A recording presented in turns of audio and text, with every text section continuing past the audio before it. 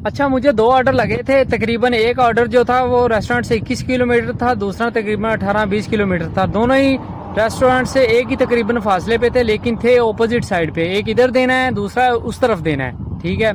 तो ये नहीं कि एक ही साइड पे दोनों देने थे, तो चलो फिर बंदा एडजस्ट कर लेता है। 20-21 किलोमीटर कोई मैंने नहीं रखता। तो पहले मैं गया हूँ, वो पहाड़ी इलाका था, 21 किलोमीटर की है, तो उधर गया हूँ। उधर जाके 23 मिनट में जाके दिया ऑर्डर। और दूसरे पे जब दूसरे की लोकेशन लगाई दूसरे ऑर्डर की, तो वो 18 किलोमीटर दूर था, ठीक है। तो उधर गया हूँ, उसको डिलीवर किया। तो सुबह सुबह का 8 बजे का टाइम था, और दोनों ऑर्डर थे, दोनों के साथ कॉफ़ी थी, ठीक है। सादा ऑर्डर होना तो फिर बंदा एडजस्ट कर लेता है, लेकिन कॉफ़ी थी तो वो मुश्किल था। फिर आस्ता आस्ता जाना पड़ता है उसके लिए कि कहीं ख़राब ना हो जाए। अगर ख़राब होगी तो फ़ायदा नहीं है, क्योंकि पलंटी आ जाती है, नुकसान होता है उल्टा। तो इसलिए गया भी आस्ता आस्ता हूँ।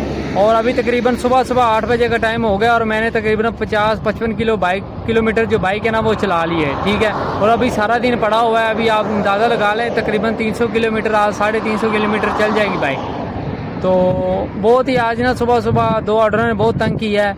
चलो एक साइड के होते, चलो इस तरह करता ना रेस्टोरेंट के जो जिसने डिलीवरी दी है कीटा ने, तो वो इस तरह करता कि एक को एक दे देता, दूसरे राइडर को दूसरा ऑर्डर दे देता, फिर भी इजी हो जाता। जो वजन होता है वो बांटा जाता है, ठीक है। तो अभी उसने मुझे दोनों ही ऑर्डर दे दिए। एक ऑर्डर देने गया हूँ, फिर दूसरा ऑर्डर देने गया हूँ, ठीक है।